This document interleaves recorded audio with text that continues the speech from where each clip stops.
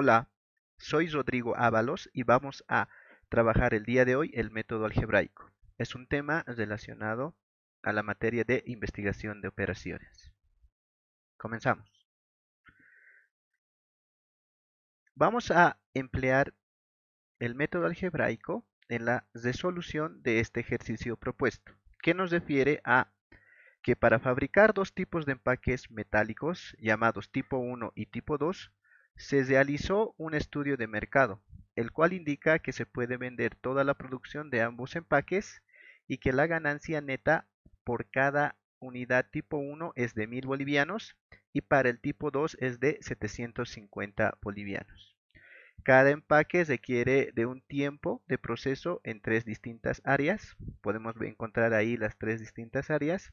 Las horas de proceso disponibles en cada área para el procesado de empaques. Tenemos tres áreas en este entendido. Estas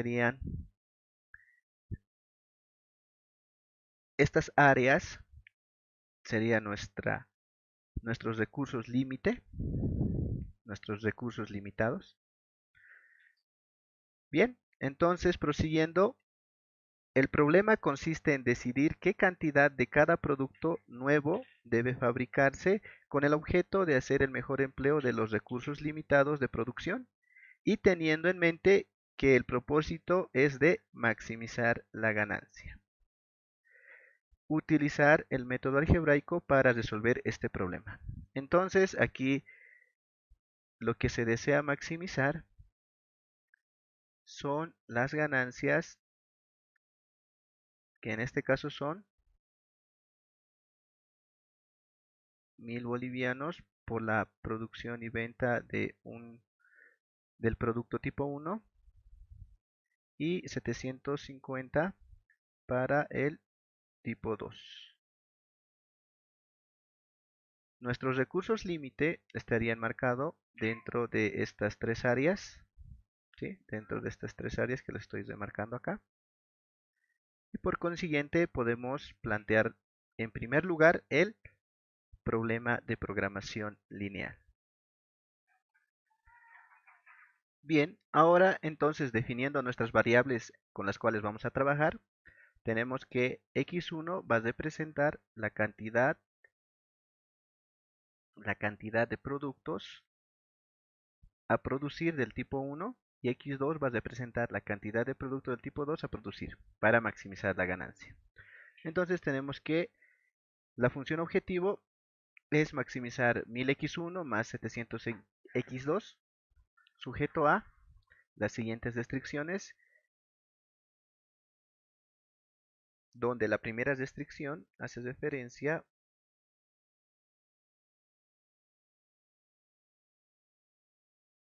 al número de horas disponible en la área 1,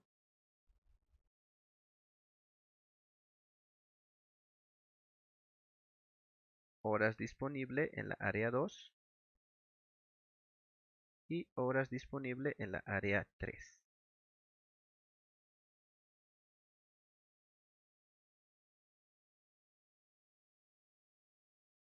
Prosiguiendo. Ahora, trasladamos nuestro modelo de programación lineal a su forma canónica, la cual está frente a su pantalla, y debemos trabajar de la siguiente manera. En primer lugar, debemos identificar qué variable va a ingresar.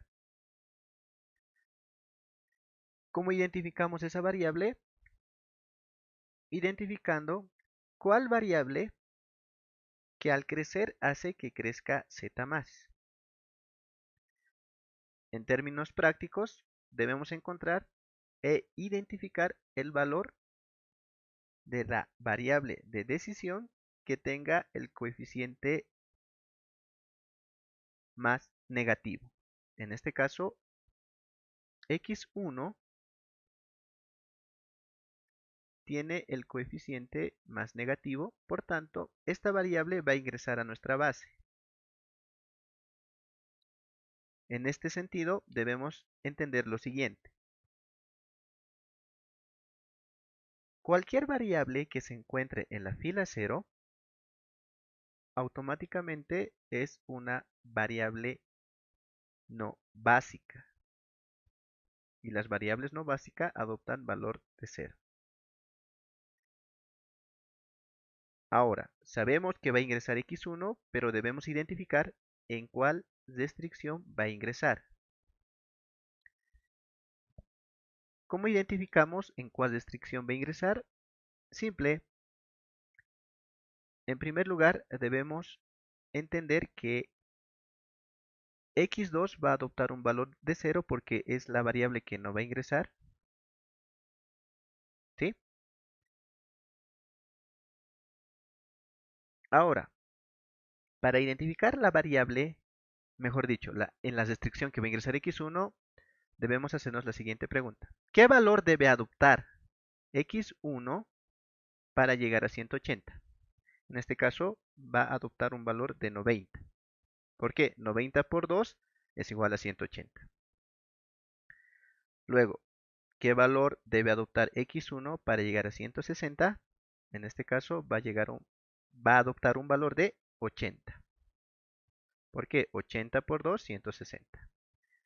Y por último, ¿qué valor debe adoptar x1 para llegar a 240? 120. Entonces va a ingresar x1 a la restricción que limita más su crecimiento, que en este caso es 80 y por tanto va a ingresar en la fila 2. En primer lugar debemos trabajar con esta fila, nuestra fila pivote.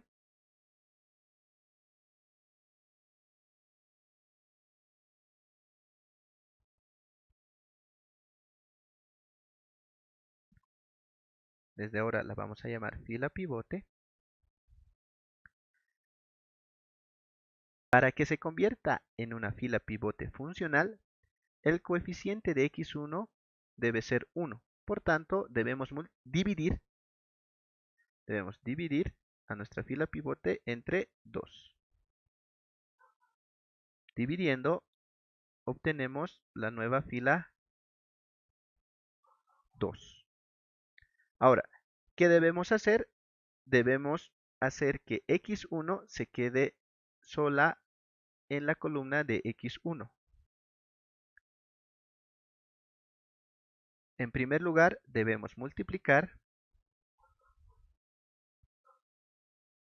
Vamos a multiplicar por menos 2 y le vamos a sumar a la fila 3. Entonces tenemos x1 por menos 2, 2x1, menos 2x1 más 2x1 se anulan.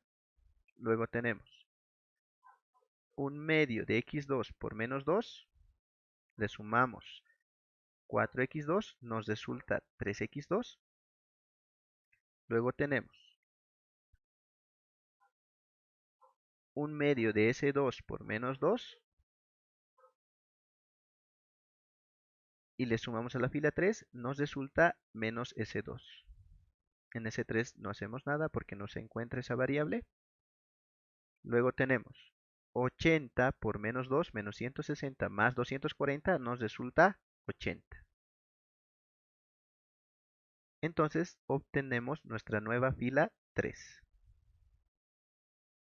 Ahora, debemos multiplicar también por menos 2 y le sumamos a la fila 1. ¿Qué obtenemos? x1 por menos 2 le sumamos a la fila 1, 0. Un medio de x2 por menos 2 le sumamos a la fila 1, x2. Ese 1 se mantiene. Un medio S2 por menos 2 le sumamos a la fila 1, tenemos menos S2. 80 por menos 2 menos 160 le sumamos 180, tenemos 20 y ya tenemos nuestra fila 1. Bien, ahora nos falta desaparecer x1 de la fila 0. ¿Cómo hacemos eso? Primero debemos multiplicar por 1000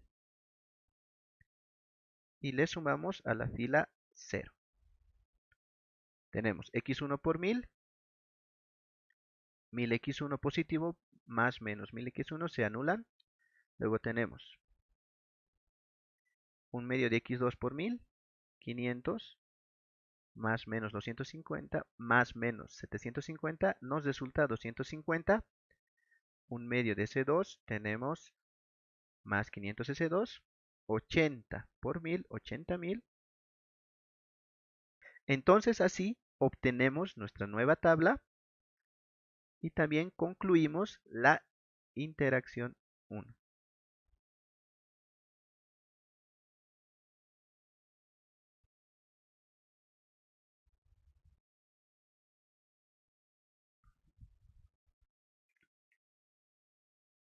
Bien, ahora prosiguiendo, tenemos en nuestra fila 0 una variable de decisión con signo negativo, que en este caso es x2 menos 250x2.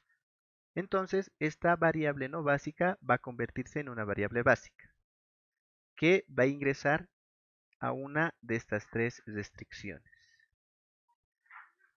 Entonces, debemos hacernos la pregunta, ¿cuál de estas restricciones hace que x2 crezca menos? ¿Cómo hacemos eso? Haciendo nuestro análisis. En primer lugar, definiendo que x2 es la que va a ingresar a la base, por tanto x1 va a tomar un valor 0, s2 también va a tomar un valor 0. ¿Por qué? Porque si una variable se encuentra en la fila 0, automáticamente adopta un valor de 0. Entonces tenemos, ¿qué valor debe adoptar x2 para llegar a 20? En este caso, debe tomar un valor de 20. ¿Qué valor debe adoptar x2 en la segunda restricción? 160. Y por último, ¿qué valor debe adoptar x2 en la restricción 3?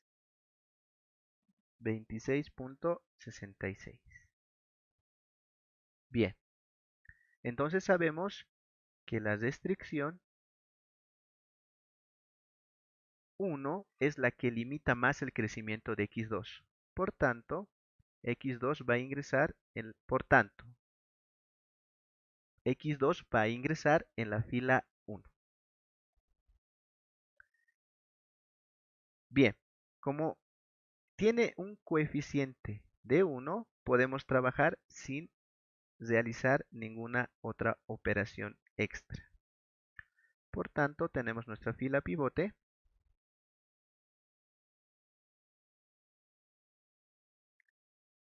y hacemos que x2 se encuentre sola en toda la columna correspondiente a x2. Primero, ¿qué debemos hacer? Debemos multiplicar por menos 1/2 y le sumamos a la fila 2. Entonces tenemos x2 por menos 1/2,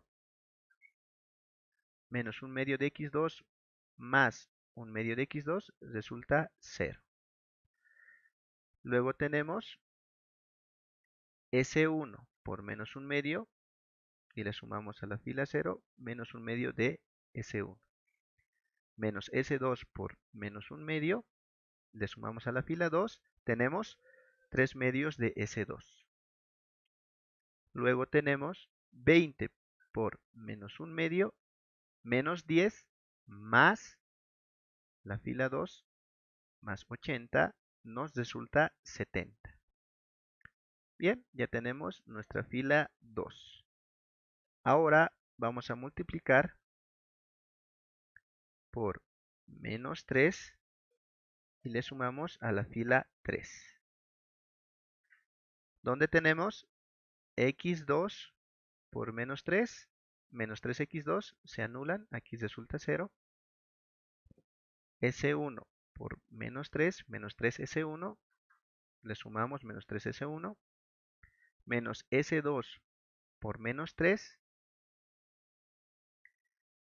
tenemos 3S2 menos S2, resulta 2S2. Por último, 3S3 no se encuentra, no hacemos nada acá. Luego tenemos 20 por menos 3, menos 60, más 80, resulta 20.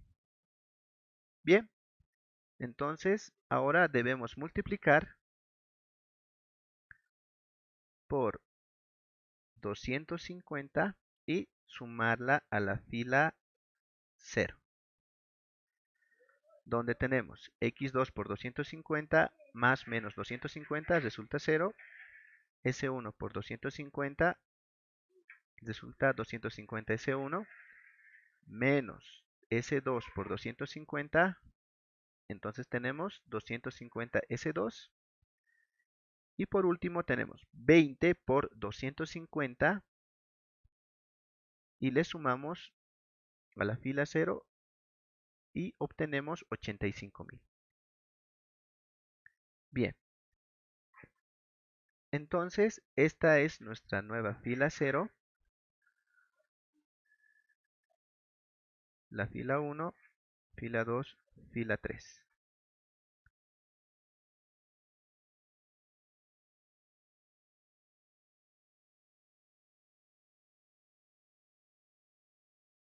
Bien, entonces ahora vemos que ninguna variable de decisión se encuentra en la fila 0 con signo negativo.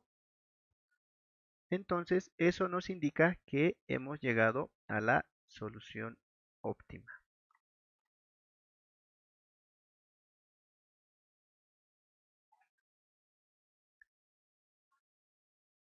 Ahora lo que falta es interpretar los resultados. ¿Cómo hacemos eso? Como Z se encuentra sola en la columna de Z, automáticamente adopta un valor de 85.000.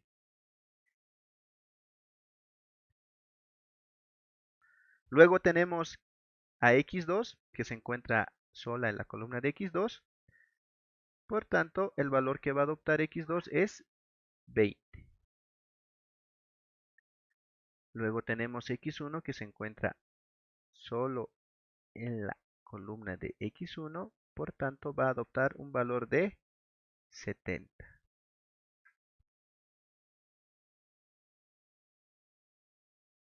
Por último, tenemos S3 que se encuentra sola en la columna de S3, por tanto, va a adoptar un valor de 20. Ahora, ¿qué sucede con las demás variables? En este sentido, les comentaba anteriormente que cualquier variable que se encuentre en la fila 0 automáticamente adopta un valor de 0.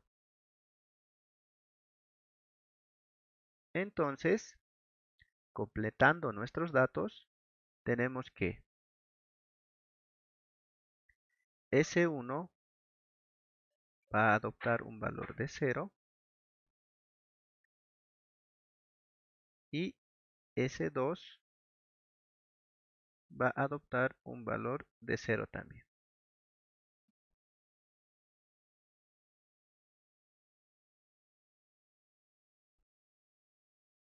En conclusión, podemos definir que la empresa debe producir 70 unidades del producto tipo 1 y 20 unidades del tipo 2, donde la ganancia máxima va a ascender a 85.000 y nos va a quedar un excedente de horas en la área 3.